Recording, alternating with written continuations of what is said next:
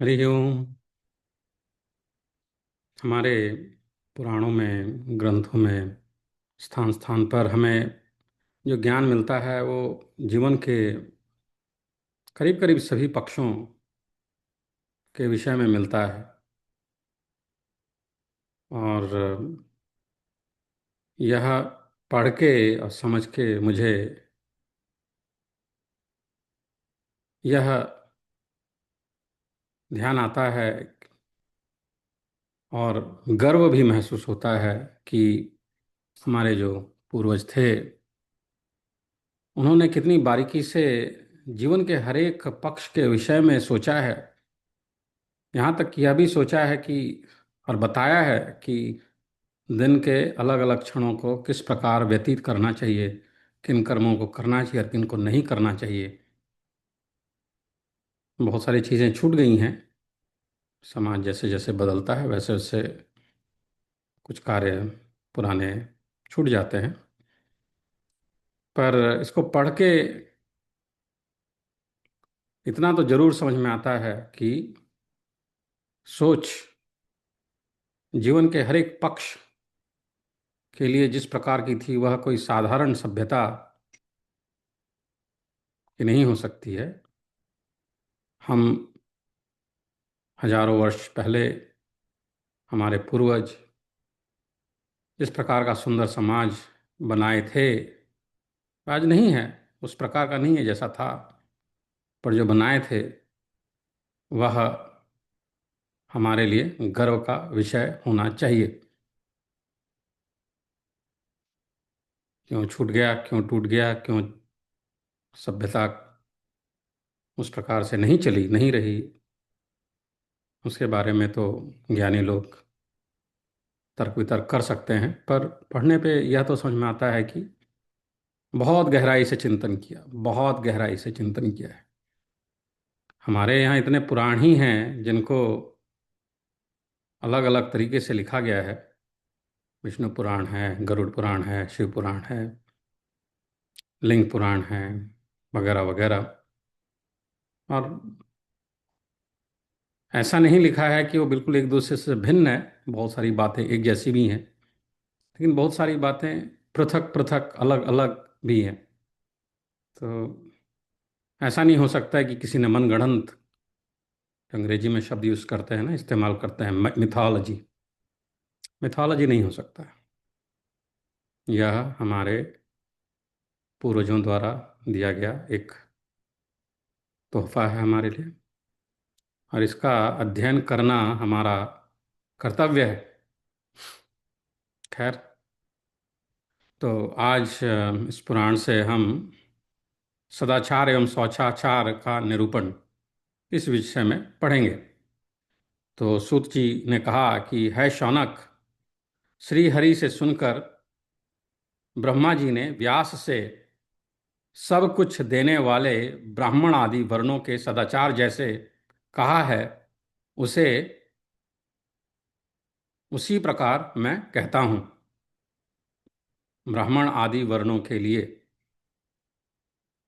श्रुति और स्मृति, वेद और धर्मशास्त्र का भली प्रकार से अध्ययन करके श्रुति प्रतिपादिक कर्म का पालन करना चाहिए, क्योंकि श्रुति ही सब कर्मों का मूल है। यदि श्रुतियों में कोई कर्म ज्ञात नहीं हो रहा है, यदि उपलब्ध श्रुतियों में कोई कर्म ज्ञात नहीं हो रहा है तो उसको स्मृति शास्त्र के अनुसार जानकर करना चाहिए। स्मृति अर्थात धर्मशास्त्र और श्रुति अर्थात वेद। तो यदि वेदों में कोई कर्म ज्ञात नहीं हो रहा है तो उसको स्मृति शास्त्र, धर्मशास्त्र के अनुसार जानकर करना चाहिए, क्योंकि स्मृति शास्त्र भी श्रुति मूलक होने के कारण ही कर्म के बोध में प्रमाण माने जाते हैं। और स्मार्त धर्म के पालन में असमर्थ होने पर विद्वान व्यक्ति को चाहिए कि वह सदाचार का पालन करे। कर्म मार्ग का दर्शन कराने के लिए श्रुति तथा स्मृति ये नेत्र स्वरूप हैं, आंखें हैं। श्रुति में कहा गया धर्म परम धर्म है, वेदों में कहा गया धर्म परम धर्म है, स्मृति धर्मशास्त्र और शास्त्र से प्रतिपादित धर्म अपर धर्म है। इस प्रकार श्रुति, स्मृति और शिष्टाचार से प्राप्त धर्म, ये तीन प्रकार के सनातन धर्म हैं। सत्यदान, दया, निर्लोभता, विद्या, यज्ञ, पूजा और इंद्रिय दमन, ये शिष्टाचार के 8 पवित्र लक्षण कहे गए हैं। सत्य, दान, दया, निर्लोभता, लोभ ना हो, विद्या जो हम कर रहे हैं, यज्ञ, पूजा और इंद्रिय दमन, मन को वश में करना, इंद्रियों को वश में करना, ये शिष्टाचार के 8 पवित्र लक्षण कहे गए हैं। पूर्व काल में लोगों के शरीर और इंद्रिय सत्व गुण प्रधान एवं तेजोमय होते थे। अतः जिस प्रकार कमल पत्र पर जल नहीं रुकता, उसी प्रकार से उनके शरीर तथा इंद्रियों में पाप नहीं टिक पाते थे। सत्व गुण के विकास के लिए सनातन धर्म, वर्णाश्रम धर्म, सदाचार आदि के पालन का सर्वाधिक महत्व है और इनकी प्रमुखता युग विशेष, स्थान विशेष, भारतवर्ष आदि की दृष्टि से निर्धारित होती है। इसी दृष्टि से यहां इतना निरूपण किया जा रहा है। सत्य, यज्ञ तथा तप और दान, सत्य, यज्ञ, तप तथा दान, ये धर्म के लक्षण हैं। बिना दिए गए द्रव्य को ग्रहण ना करना, बिना दिए गए द्रव्य को ग्रहण ना करना, दान, अध्ययन, जप, विद्या, धन, तपस्या, पवित्रता, श्रेष्ठ कुल में जन्म, निरोगता और संसार के बंधन से मुक्ति आदि के मूल में धर्म का आचरण ही प्रधान है। धर्म का आचरण इन सब के मूल में महान है। बिना दिए गए द्रव्य को न ग्रहण करना, इसके मूल में धर्म होना आवश्यक है।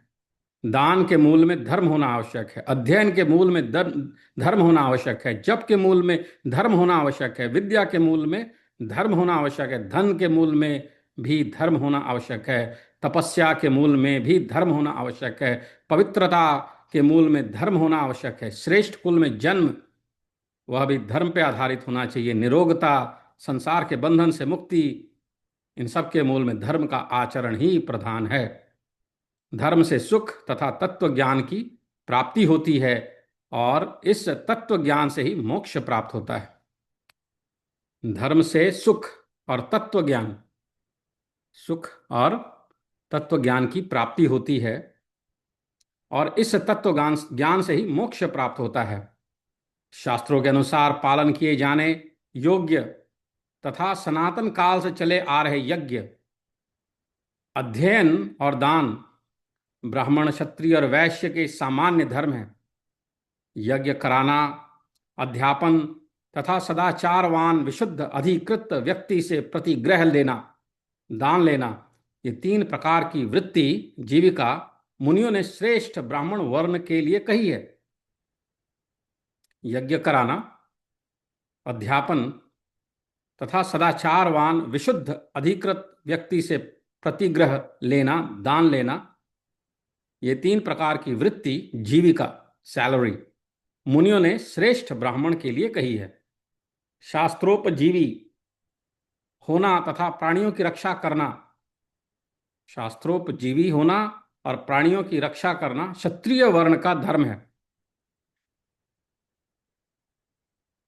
पशुपालन, कृषि कर्म तथा व्यापार वैश्य वर्ण की वृत्ति कही गई है। द्विजाति में भी आनुपूर्वी क्रम से सेवा करने का विधान है। इसका आशय यह है कि क्षत्रिय ब्राह्मण की सेवा करे तथा वैश्य ब्राह्मण और क्षत्रिय की सेवा करे। वैश्य के द्वारा क्षत्रिय की सेवा मर्यादा शास्त्र में निर्धारित है। गुरु के सानिध्य में रहना, अग्नि की शुश्रूषा करना, अग्निहोत्र करना तथा स्वाध्याय करना, यह ब्रह्मचारी का धर्म है। ब्रह्मचारी का धर्म है गुरु के सानिध्य में रहना, गुरु के साथ रहना, अग्नि की शुश्रूषा करना, अग्निहोत्र करना तथा स्वाध्याय करना। वह तीनों संध्याओं में स्नान कर संध्याकालीन व्रत का पालन करे तीनों संध्याओं में स्नान कर संध्याकालीन व्रत का पालन करे। संध्या अर्थात जब दो समय एक हो रहे हैं। स्नान कर्म से निवृत्त होकर भिक्षा आचरण करे। तदनंतर गुरु के प्रति दत्तचित्त रहकर उनकी ही सेवा में आजीवन लगा रहे। वह नैष्ठिक ब्रह्मचारी कटी प्रदेश में मुंज की मेखला, सिर पर जटा, हाथ में दंड धारण करे। वह जटाओं को धारण ना करके सिर का मुंडन भी करा सकता है, किंतु उसको गुरु के आश्रय में तो रहना ही चाहिए। अग्निहोत्र, धर्म का पालन तथा कहे गए अपने विहित कर्मों के अनुसार जीविका का पालन, पर्व की रात्रि को छोड़कर अन्य रात्रियों में धर्मपत्नी के साथ रति, यथाशास्त्र देवता पितर तथा अतिथि गणों की विधिवत पूजा में अहर्निश संलग्न रहना और श्रुतियों एवं स्मृतियों में कहे गए धर्मों के अनुसार अर्थोपार्जन करना। अर्थोपार्जन पैसा कमाना, अर्थोपार्जन करना, यह गृहस्थों का धर्म है। अग्निहोत्र धर्म का पालन, कहे गए अपने विहित कर्मों के अनुसार जीविका का पालन, पर्व की रात्रि को छोड़कर अन्य रात्रियों में धर्म पत्नी के साथ रति, यथाशास्त्र देवता पितर और अतिथि गणों की विधिवत पूजा में अहर्निश संलग्न रहना, श्रुतियों एवं स्मृतियों में कहे गए धर्मों के अनुसार अर्थोपार्जन करना, यह गृहस्थों का धर्म है। जटाधारण, अग्निहोत्र का पालन, पृथ्वी पर शयन, मृग चर्म का धारण, वन में निवास, दूध मूल फल तथा निवार का भक्षण, निषिद्ध कर्म का परित्याग, तीनों संध्या में स्नान, ब्रह्मचर्य का पालन और देवता तथा अतिथि की पूजा, यह वानप्रस्थी का धर्म है। सभी प्रकार के आरंभों का परित्याग, भिक्षा से प्राप्त अन्न का भोजन, वृक्ष की छाया में निवास, अपरिग्रह, अद्रोह, सभी प्राणियों में समान भाव, प्रिय तथा अप्रिय की प्राप्ति में एवं सुख और दुख में समान स्थिति, शरीर की बाह्य और आभ्यंतरिक शुद्धता, वाणी में संयम, परमात्मा का ध्यान, सभी इंद्रियों का निग्रह, धारणा तथा ध्यान में तत्परता और भाव शुद्धि, ये सभी परिव्राजक अर्थात सन्यासी के धर्म कहे गए हैं। अहिंसा, प्रिय और सत्य वचन, पवित्रता, क्षमा तथा त्याग सभी आश्रमों और वर्णों का सामान्य धर्म है। अहिंसा, सूनृता वाणी, सत्य शौचे, क्षमा दया, वर्णिनाम लिंगिनाम चैव सामान्यो धर्म उच्यते। अहिंसा, सूनृता वाणी, सत्य शौचे, क्षमा दया, वर्णिनाम लिंगिनाम चैव सामान्यो धर्म उच्यते। अहिंसा, प्रिय और सत्य वचन, पवित्रता, क्षमा तथा दया सभी आश्रमों और वर्णों का सामान्य धर्म है। जैसा पूर्व में कहा गया है उसी के अनुसार शास्त्र विहित अपने अपने धर्मों का पालन करने वाले सभी लोग परम गति अर्थात मोक्ष को प्राप्त करते हैं। हे शौनक, अब मैं प्रातः काल जगने से लेकर रात्रि में सोने तक पालन करने योग्य गृहस्थ के धर्म का वर्णन करता हूं। गृहस्थ को ब्रह्म मुहूर्त में निद्रा का परित्याग करके, ब्रह्म मुहूर्त में त्याग करके धर्म और अर्थ का भली प्रकार चिंतन करना चाहिए तथा शारीरिक कष्ट, उसकी उत्पत्ति के कारण और वेदों में कहे गए तत्वार्थ का भी विचार करना चाहिए। ब्राह्म मुहूर्त में उठकर शौच आदि क्रियाओं से निवृत्त होकर स्नान करना चाहिए और निर्लस भाव से समाहित चित्त होकर संध्योपासन करना चाहिए। दंत धावन एवं स्नान के अनंतर ही प्रातः कालिक संध्योपासन करना चाहिए। दंत धावन और स्नान, उसके बाद ही, उसके अनंतर ही प्रातः कालिक संध्योपासन करना चाहिए। दिन में मूत्र और मल का परित्याग उत्तराभिमुख होकर करें, रात्रि में दक्षिणाभिमुख होकर करें। दोनों संध्या काल में दिन के समान ही उत्तराभिमुख होकर मलमूत्र का त्याग करना चाहिए। रात्रि और दिन में छाया अथवा अंधकार के कारण यदि दिशा विशेष का ज्ञान नहीं हो पा रहा है, अथवा कोई ऐसा भय उपस्थित है जिसके कारण मरण की संभावना है, तो अपनी सुविधा के अनुसार जिस किसी भी दिशा में मुख करके मलमूत्र का त्याग किया जा सकता है। मलमूत्र के त्याग के विषय में भी बताते हैं। गोमय अग्नि के दहकते अंगार,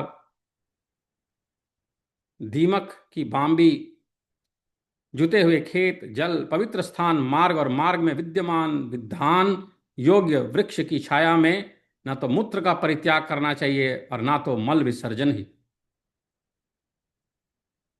शौच के पश्चात मिट्टी से हाथ पैर आदि साफ करने के लिए जल के अंदर से देवग्रह, बाम्बी, चूहे के बिल, दूसरे के उपयोगी आई हुई मिट्टी से अवशिष्ट तथा शमशान भूमि की मिट्टी ग्रहण ना करें।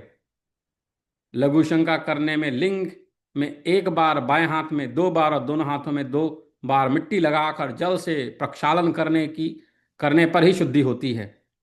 मल का परित्याग करने में लिंग में 1 बार, गुदा में 3 बार, बाएं हाथ में 10 बार तथा दोनों हाथ में 7 बार, पैरों में 5 बार और दाएं हाथ में 10 बार मिट्टी का लेप करके उन्हें जल से स्वच्छ करें। प्रथम बार उपयोग में लाई जाने वाली मिट्टी की मात्रा आधा पसर होनी चाहिए। दूसरी ओर तीसरी बार जो मिट्टी उपयोग में आती है उसकी मात्रा आधे पसर की आधी हो जाती है। जो मनुष्य अस्वस्थता के कारण विष्ठा और मूत्र परित्याग बैठकर नहीं कर सकता, वह अभी बताई गई शास्त्रीय शुद्धि का आधा भाग मात्र अपना सकता है। दिन में विहित शुद्धि का आधा और चौथाई भाग रात्रि में शुद्धि के लिए धर्म सम्मत है। इन विषयों पे भी विचार किया है, तरीका बताया है। हाँ, पहले गांव वगैरह में लोग खेत में जब जाते थे तो गांव के खेत की मिट्टी से ही अपने हाथ वगैरह धोते थे। यह शुद्धि की प्रक्रिया स्वस्थ व्यक्ति को लक्ष्य करके कही गई है। स्वस्थ व्यक्ति के लिए, जो व्यक्ति अस्वस्थता के कारण आर्त है उसको यथा सामर्थ्य ही शुद्धि की प्रक्रिया अपनानी चाहिए।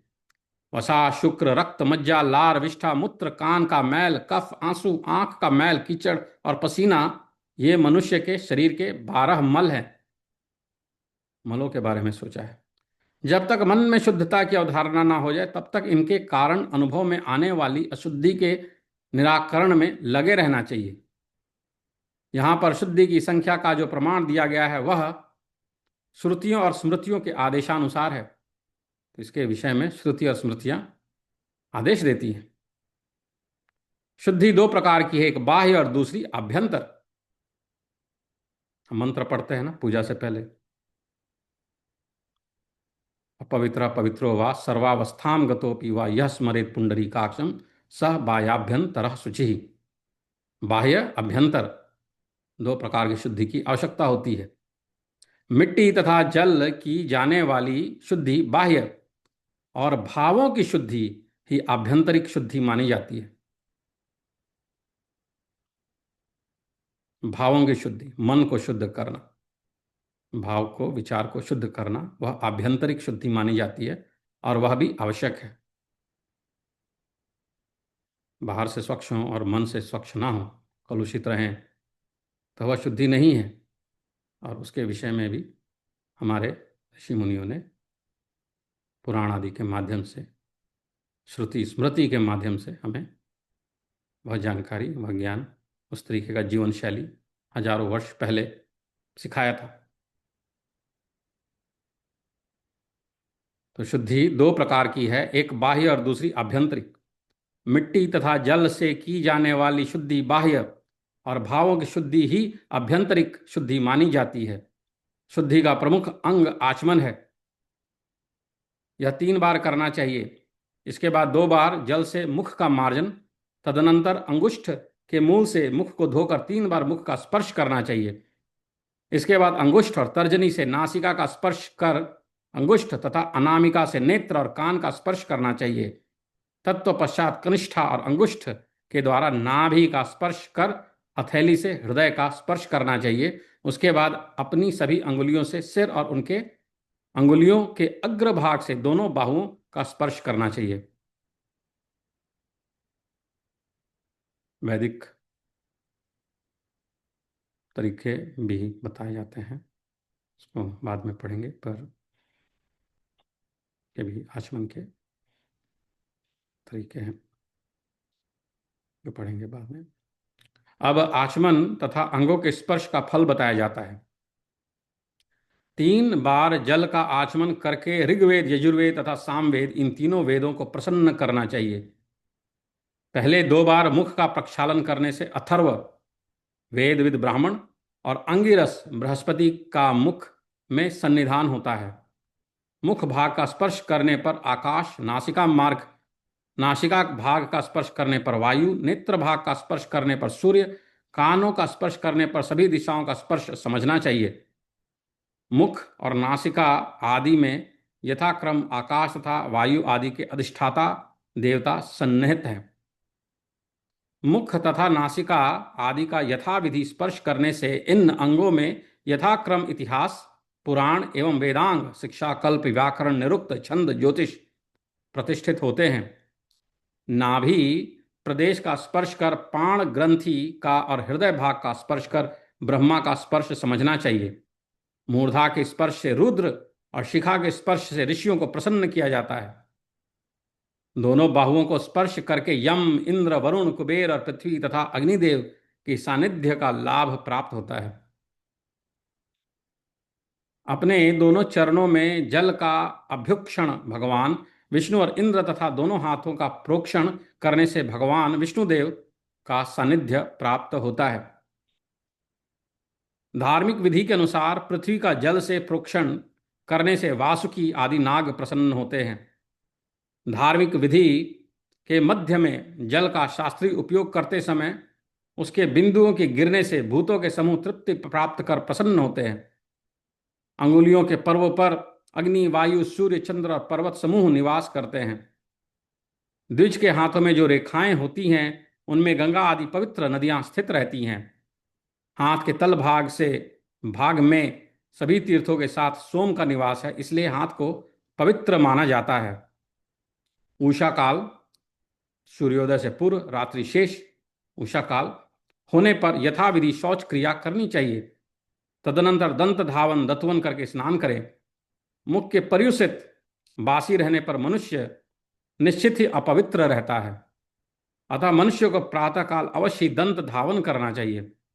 दंत धावन के लिए कदम्ब, बिल्व, खैर, कनेर, बरगद, अर्जुन, यूपी, बृहति, जाति, कनरज, क्षमा कीजिएगा, अर्क, अतिमुक्तक, जामुन, महुआ, अपामार्ग, शिरीष, गूलर, बाण तथा दूध वाले और कटीले अन्य वृक्ष प्रशस्त होते हैं। कड़वे, तीते और कसैले काष्ठ के जो वृक्ष हैं उनकी दतुवन धन, धान्य, आरोग्य और मुख से संपन्न करने वाली होती है। पवित्र स्थान में मनुष्य ऐसे वृक्षों की दतुवन को लेकर सबसे पहले उसको जल से धो डाले, उसको दांतों से चबा चबा कर मुख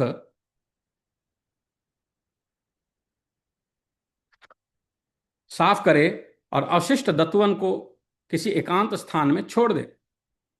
तदनंतर भली प्रकार से आचमन कर मुख शोधन करे। अमावस्या, षष्ठी, नवमी, प्रतिपदा तिथि तथा रविवार के दिन दतवन नहीं करना चाहिए, क्योंकि ये सभी दिन इस कार्य के लिए निषिद्ध माने गए।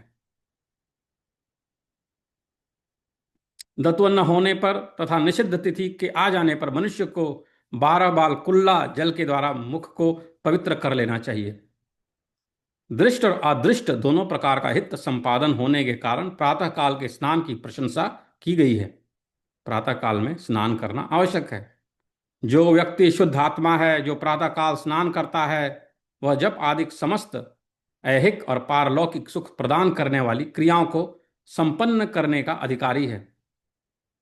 शरीर अत्यंत मलिन है, उसमें स्थित 9 छिद्रों से सदैव मल निकलता ही रहता है।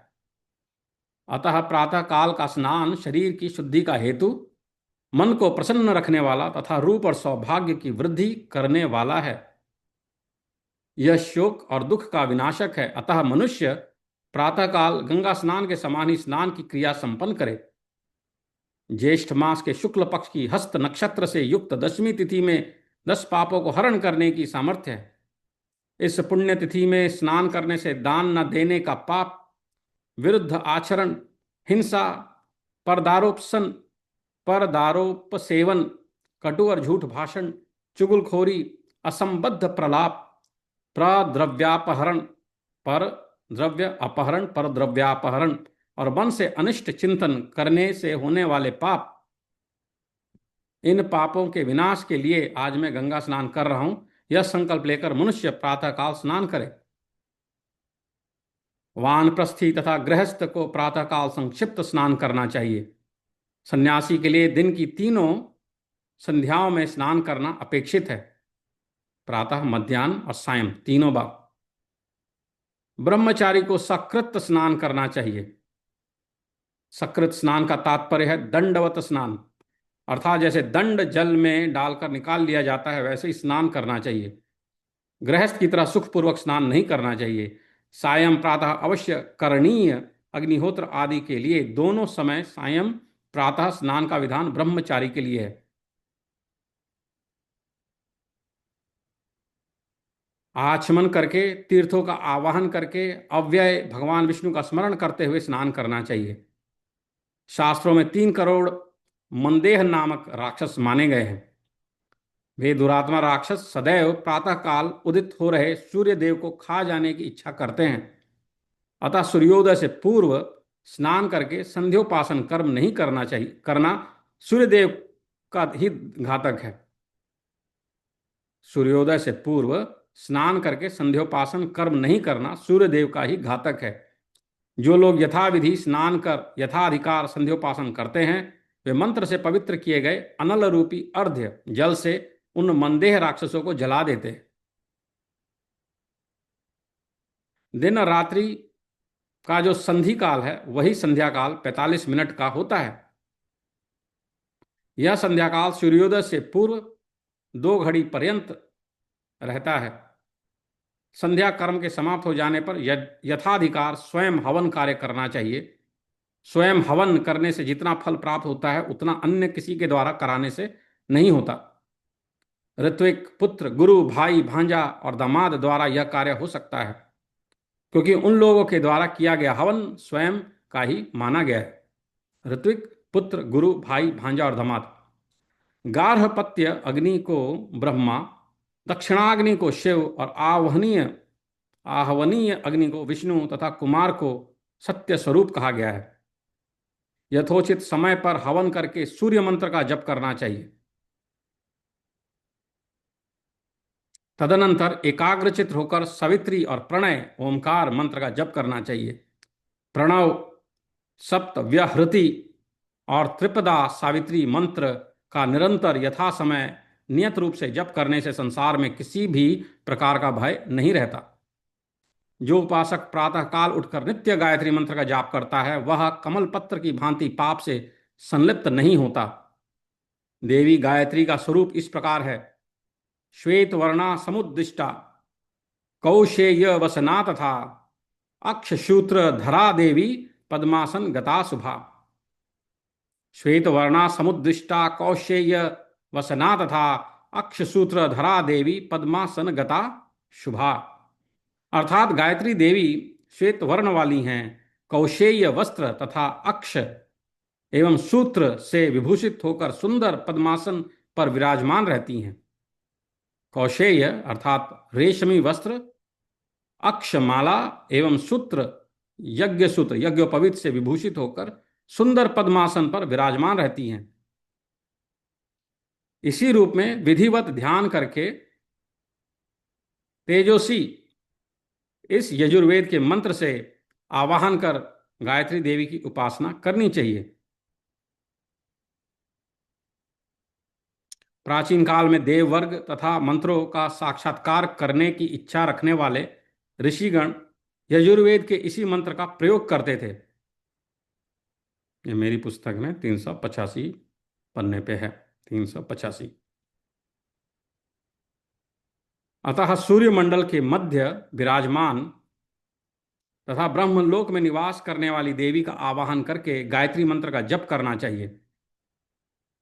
तत्पश्चात नमस्कार करके उनका गायत्री देवी का विसर्जन करना चाहिए। पूर्वाह्न काल में देवताओं का पूजन करना चाहिए। भगवान विष्णु से बढ़कर कोई अन्य देव नहीं है। अतएव साधक को सदैव उनकी पूजा करनी चाहिए। विद्वान व्यक्ति को चाहिए कि ब्रह्मा विष्णु शिव इन तीनों देवों के प्रति पृथक पृथक भाव न रखे, इनके बीच में अंतर ना समझे, भेदभाव ना करे, भेद बुद्धि ना रखे। इस संसार में 8 मंगल हैं। ब्राह्मण, गौ, अग्नि, हिरण्य सोना, घृत सूर्य जल और राजा। सदैव इनका दर्शन एवं पूजन करना चाहिए और यथासंभव इन्हें अपने दाहिने करके ही चलना चाहिए। इन्हें अपने दाहिने करके ही चलना चाहिए। ब्राह्मण, गौ, अग्नि, हिरण्य यानी सोना, घृत सूर्य जल और राजा, इन्हें अपने दाहिने करके ही चलना चाहिए। ब्राह्मण पहले वेद का अध्ययन करे, उसके बाद चिंतन अभ्यास तथा जप करके उसका दान शिष्यों को दे, अर्थात अपने शिष्यों को वेदाध्ययन कराए। वेदाभ्यास का यही 5 प्रकार है। वेदार्थ, यज्ञ कर्म प्रतिपादक शास्त्र और धर्मशास्त्र की पुस्तकों का पारिश्रमिक देकर जो लेखन कार्य कराता है और उसे योग्य अधिकारी को प्रदान करता है, वह वैदिक लोक को प्राप्त करता है, वेद में उक्त लोक को प्राप्त करता है। जो इतिहास पुराण के ग्रंथों को लिखकर दान देता है, वह ब्रह्म वेद दान से होने वाले पुण्य का दुगुना पुण्य प्राप्त करता है। दिन के तीसरे भाग में अपने पोष्य वर्ग के प्रयोजन को पूर्ण करना चाहिए। माता पिता, गुरु, भ्राता, प्रजा, दीन दुखी, आश्रित जन, अभ्यागत, अतिथि और अग्नि, ये पोष्य वर्ग कहे गए हैं। पोष्य वर्ग का भरण पोषण करना स्वर्ग का प्रशस्त साधन है। अतः मनुष्य को पोष्य वर्ग का पालन पोषण प्रयत्न पूर्वक करना चाहिए। माता पिता, गुरु, भ्राता, प्रजा, दीन दुखी, आश्रित जन, अभ्यागत, अतिथि और अग्नि, के पोष्य वर्ग कहे गए हैं। मनुष्य को पोष्य वर्ग का पालन पोषण प्रयत्न पूर्वक करना चाहिए। इस संसार में उसी व्यक्ति का जीवन श्रेष्ठ है जो बहुतों के जीवन का साधक बनता है, अर्थात बहुतों का पालन पोषण करता है। जो मात्र अपने भरण पोषण में लगे रहते हैं, वे जीवित रहते हुए भी मरे हुए के समान हैं, क्योंकि अपना पेट पालन तो कुत्ता भी करता है।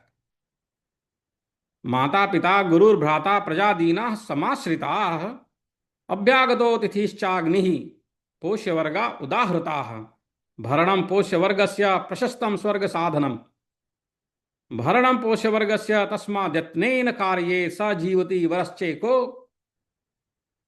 स जीवति वरश्चैको बहुर्भीर्योऽपि जीव्यति, जीवन्तो मृतकारस्त्वन्ये, जीवन्तो मृतकारस्त्वन्ये पुरुषा स्वोदरंभराः स्वीकीयोदर पूर्तिश्च कुक्कुरस्यापि विद्यते। अपना पेट पालन तो कुत्ता भी करता है। अभ्यागत किसको कहते हैं? तो जो अकस्मात अपने घर पे आ जाए वह अभ्यागत है।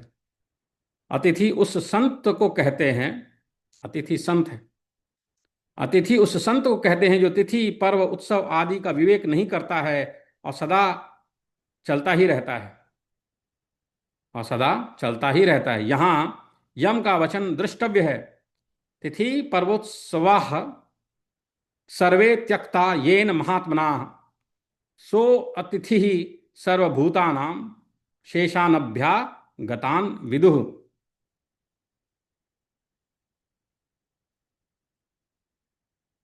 व्यवहार में अर्थ का महत्व है। व्यवहार में अर्थ, मनी, पैसा।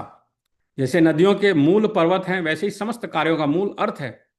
इसलिए अर्थ को उत्पन्न करना एवं बढ़ाना आवश्यक होता है। अर्थ उसे ही कहते हैं जो हमारे सभी कार्यों की संपन्नता में अनिवार्य रूप से उपयोगी हो। अर्थ उसे ही कहते हैं जो हमारे सभी कार्यों की संपन्नता में अनिवार्य रूप से उपयोगी हो।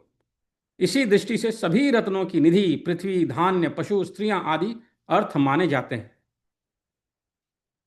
तो आज तो हम पैसे को बोलेंगे, लेकिन प्राचीन काल में जिस प्रकार का समाज था उसके अनुसार रत्नों की निधि पृथ्वी, धान्य, पशु, स्त्रियां आदि अर्थ माने जाते थे। इस तरह अर्थ का महत्व होने पर भी इसके अर्जन में संयम आवश्यक है। संयम, इसके अर्जन में संयम आवश्यक है। अतः विशेषकर ब्राह्मण को अपनी जीविका के लिए अर्थोर्जन करते समय यह ध्यान रखना चाहिए कि यदि आपत्ति काल नहीं है तो किसी भी प्राणी के साथ द्रोह ना करना पड़े अथवा कम से कम द्रोह करना पड़े, किसी का बुरा, किसी को तकलीफ ना पहुंचाना पड़े। धन 3 प्रकार का माना गया है। धन, पैसा, शुक्ल, शबल यानी मिश्रित, और कृष्ण उस धन के 7 विभाग हैं। सभी वर्णों को प्राप्त होने वाला धन 3 प्रकार का होता है। पहले, दाय भाग के अनुसार वंश परंपरा से यथाधिकार प्राप्त धन। दूसरा, प्रेम के कारण किसी के द्वारा दिया गया धन। और तीसरा, यथाविधि विवाहित पत्नी के साथ प्राप्त धन। इसके अतिरिक्त ब्राह्मण के लिए 3 प्रकार के विशेष धन हैं। याजन, यज्ञ कराने से प्राप्त, अध्यापन से प्राप्त, और विशुद्ध प्रतिग्रह, सत्पात्र से लिया गया दान। क्षत्रिय वर्ण का विशेष धन भी 3 प्रकार का कहा गया है। कर से प्राप्त धन उसका पहला धन है। दूसरा धन दंड द्वारा प्राप्त, तथा तीसरा धन वह है जो विजय द्वारा प्राप्त हो। वैश्य का भी 3 प्रकार का विशेष धन है। खेती से प्राप्त, गोपालन से प्राप्त, तथा व्यापार से प्राप्त। शूद्र विशेष धन एक ही प्रकार का है जो उपर्युक्त वर्णों की कृपा से उसको प्राप्त होता है। आपत्ति काल में ब्राह्मण एवं क्षत्रिय स्वयं ब्याज से, खेती से तथा व्यापार से धन अर्जित कर सकते हैं। आपत्ति काल में ऐसा करने पर पाप नहीं होता है। ऋषियों के द्वारा जीवन यापन के लिए बहुत से उपाय बताए गए हैं। उनमें ब्याज, कुसीद सभी वर्णों के लिए बताए गए विशेष उपायों की अपेक्षा अधिक है। अनावृष्टि, राजभय तथा चूहा आदि जीव जंतुओं के उपद्रव से कृषि आदि में बाधा आ जाती है, किंतु कुसीद वृत्ति में यह बाधा नहीं आती। शुक्ल पक्ष हो, कृष्ण पक्ष हो, रात्रि हो, दिन हो, गर्मी हो, वर्षा अथवा शीत हो, सभी दशाओं में कुसीद से होने वाली धन वृद्धि रुकती नहीं है, अर्थात सूद पर दिया गया धन बढ़ता ही रहता है। नाना प्रकार के व्यापारिक कार्यों में संलग्न वाणिक जनों की जो धन की अभिवृद्धि दूसरे देश में जाने से होती है, वही अभिवृद्धि कुसीद वृत्ति करने से घर में बैठे बैठे ही प्राप्त होती है। शास्त्र सम्मत विधि से अर्जित धन के लाभ अंश से सभी लोगों को पितृगण, देवगण और ब्राह्मणों की पूजा करनी चाहिए। ये संतुष्ट होकर धन अर्जन में अज्ञानवश हुए दोष को निसंदेह शांत कर देते हैं। जो वणिक ब्याज के द्वारा धनार्जन के लिए वस्त्र, गौ तथा स्वर्ण आदि देता है, और जो किसान अन्न, पेय पदार्थ, सवारी, शैया तथा आसन आदि ब्याज वृत्ति में देता है, वह उपार्जित धन का 20वां भाग और पशु स्वर्ण आदि का 100वां भाग राजा को देकर शेष बचे हुए धन के चतुर्थांश से जो यव आदि विभिन्न वस्तु का संचय करे। 2/4 अर्थात आधे धन का उपयोग अपने भरण पोषण और नित्य नैमित्तिक कार्य के लिए होना चाहिए। जो 1/4 धन शेष बचे उसका उपयोग मूल धन की वृद्धि में करना चाहिए। विद्या, शिल्प, वेतन, सेवा, गोरक्षा, व्यापार, कृषि वृत्ति, भिक्षा और ब्याज, ये 10 जीवन यापन के साधन हैं। विद्या, शिल्प, वेतन, सेवा, गोरक्षा, व्यापार, कृषि वृत्ति, भिक्षा और ब्याज, ये 10 जीवन यापन के साधन हैं। ब्राह्मण को सत्पात्र व्यक्ति से दान रूप में प्राप्त धन से अपना निर्वाह करना चाहिए। क्षत्रिय वर्ण अपने शस्त्रास्त्रों से धनार्जन करे। वैश्य वर्ण न्यायोचित ढंग से धन संग्रह कर अपना कार्य पूर्ण करे, और शूद्र सेवा भाव से धन अर्जित कर अपने सभी कार्यों को संपन्न करे। प्रचुर जल राशि से परिपूर्ण नदी, शाक, मृत्तिका, समिधा, कुश, पलाश, केला आदि के पत्र, अग्निदेव की आराधना के उपकरण और ब्रह्मघोष स्वाध्याय, ये ब्राह्मणों के श्रेष्ठतम धन है।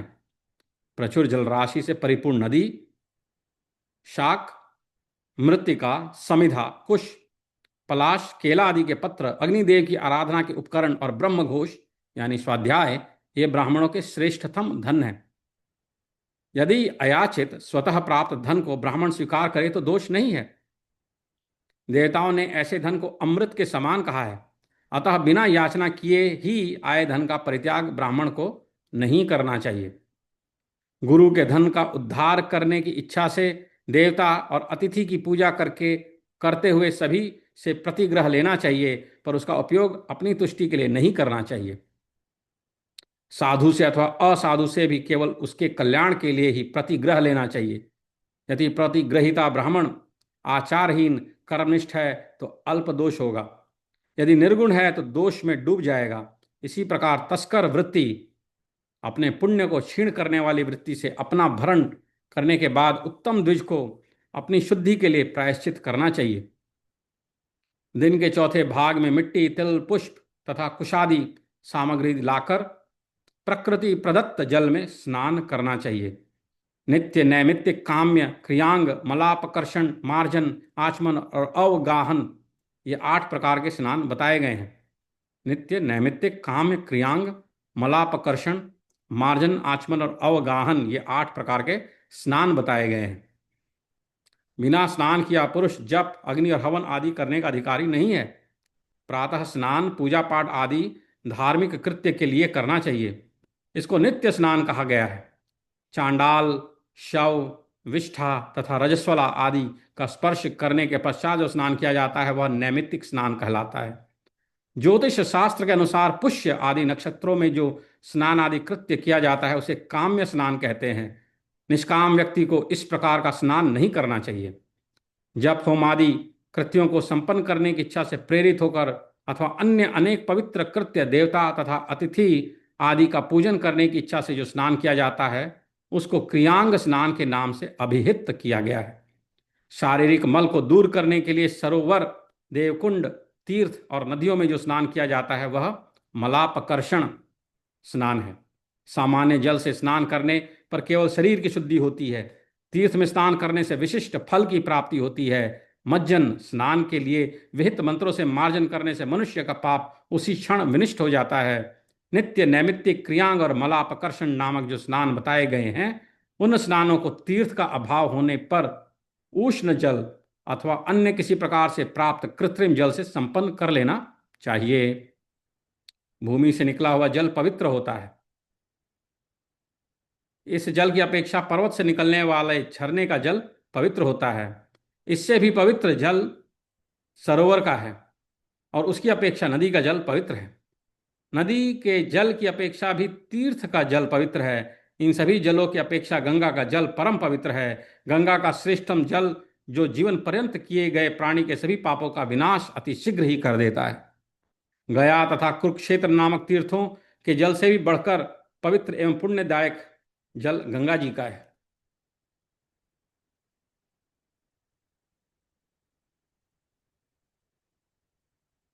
भूमिष्ठादुधृतं पुण्यम ततः प्रस्रवणोदकम ततोपि सारसं पुण्यम तस्मान्नादेय मुच्यते।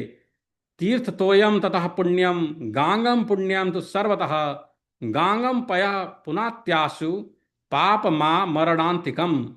गयायाम च कुरुक्षेत्रे यक्तोयम समुपस्थितम तस्मात् गांगम परम जानीयात्तोय मुत्तमम।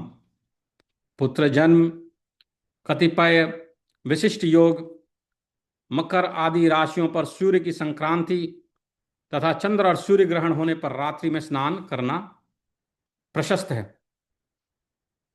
अन्यथा रात्रि में स्नान नहीं करना चाहिए।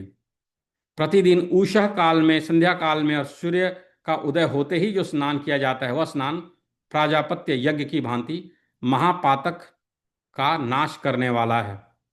12 वर्ष तक प्राजापत्य यज्ञ करने पर जो फल प्राप्त होता है वह फल श्रद्धापूर्वक 1 वर्ष तक प्रातःकाल स्नान करने से ही प्राप्त हो जाता है।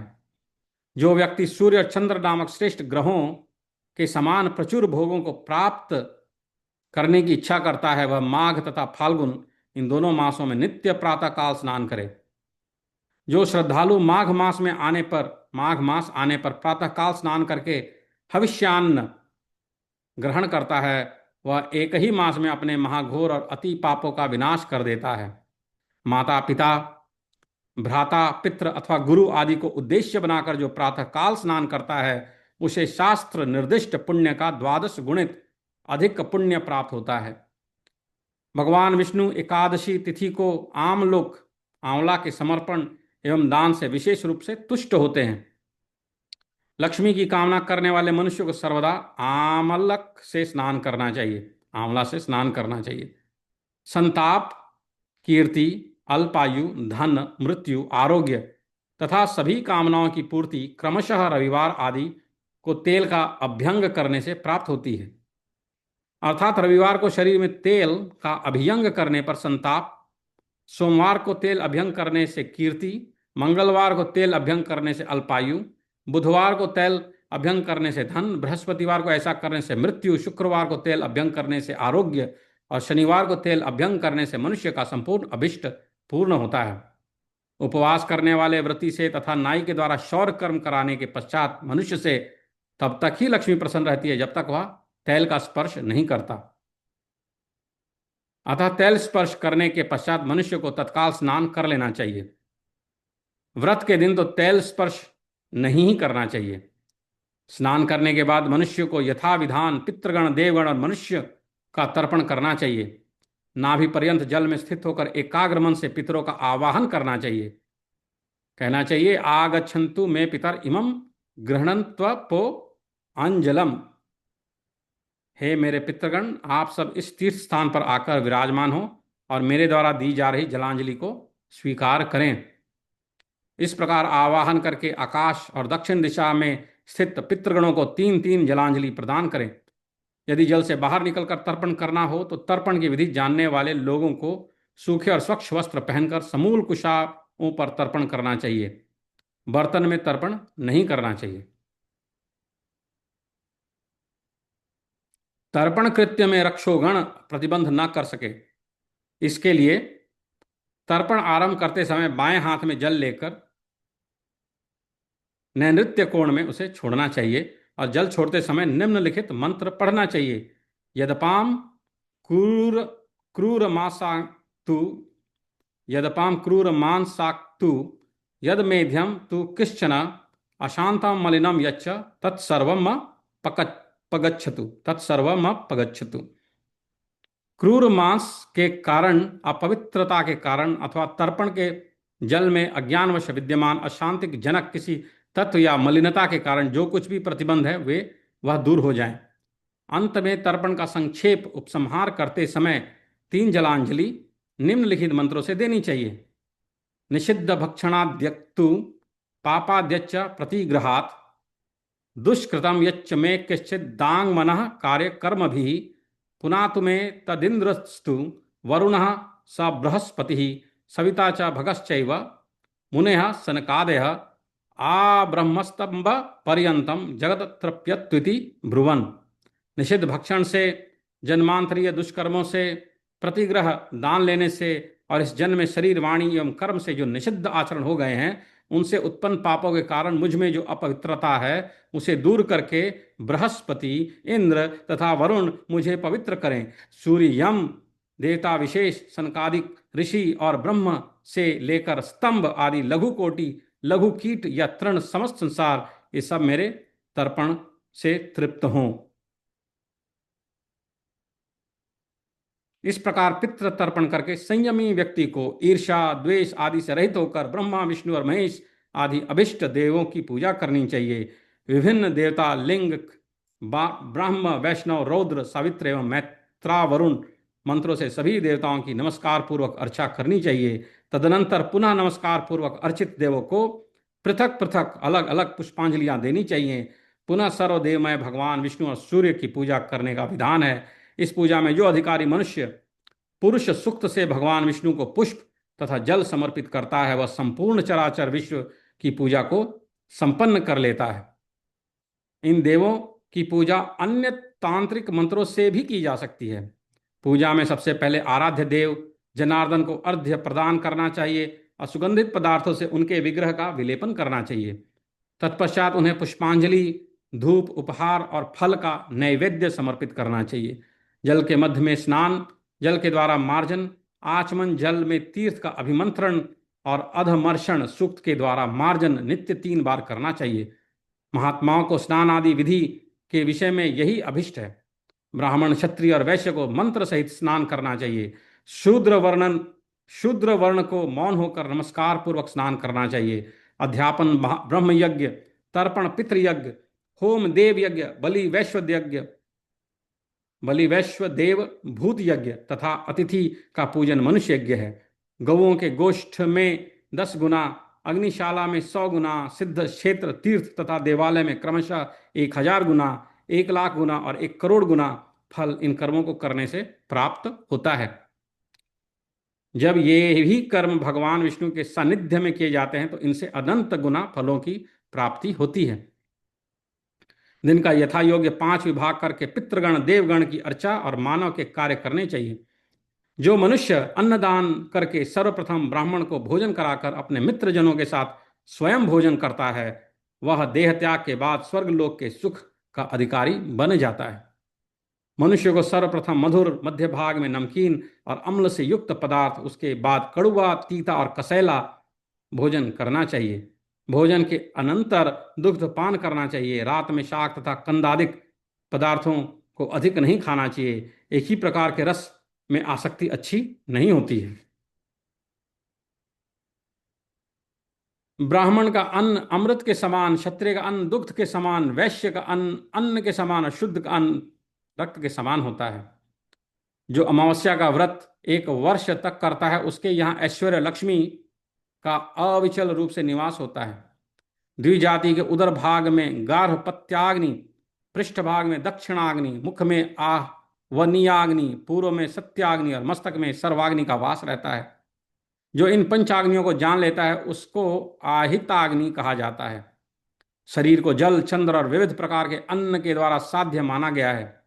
इस शरीर का उपभोग करने वाले प्राण अग्नि और सूर्य हैं। ये तीनों पृथक पृथक 3 रूपों में भी अवस्थित रहकर एक ही हैं। भोजन के समय यह भावना करनी चाहिए कि पृथ्वी, जल, अग्नि, आकाश और वायु तत्व से युक्त इस मेरे स्थूल शरीर की पुष्टि के लिए प्रयुक्त अन्न शक्ति संचय के लिए होता है। शरीर में पहुंचकर जब यह अन्न भूमि, जल, अग्नि और वायु तत्व के रूप में परिणत हो जाता है तो अप्रतिहत असीम सुख की अनुभूति होती है। इसके भोजन के बाद मनुष्य को अपने हाथ से मुख आदि स्वच्छ कर तांबूल अर्थात पान का भक्षण करना चाहिए। तदनंतर एकाग्रचित होकर इतिहास का श्रवण करना चाहिए।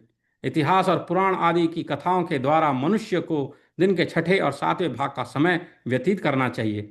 तत्पश्चात स्नान करके पश्चिम दिशा की ओर मुख करके सायंकालीन संध्या उपासन करना चाहिए।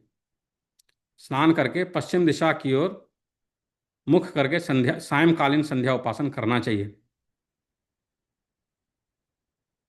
हे ब्राह्मण देव, मेरे द्वारा कहे गए इस विधान के अनुसार अपने कर्तव्यों का पालन करना चाहिए। जो मनुष्य इस सदाचार के अध्याय का पाठ करता है अथवा अपने पुरोहित आदि के द्वारा इसका श्रवण करता है वह निश्चित ही अपनी मृत्यु के पश्चात स्वर्ग लोक को जाता है। हे द्विज, इन सभी सदाचार एवं धर्म का पालन करने वाला अधिकारी मनुष्य केशव साक्षात विष्णु ही माना गया है। यह अध्याय 213 में ये बात आती है। गरुड़ पुराण में 213वां अध्याय है। मेरी पुस्तक में 390 पेज, पृष्ठ संख्या 390। यहाँ पे विराम लेंगे। हरिओम।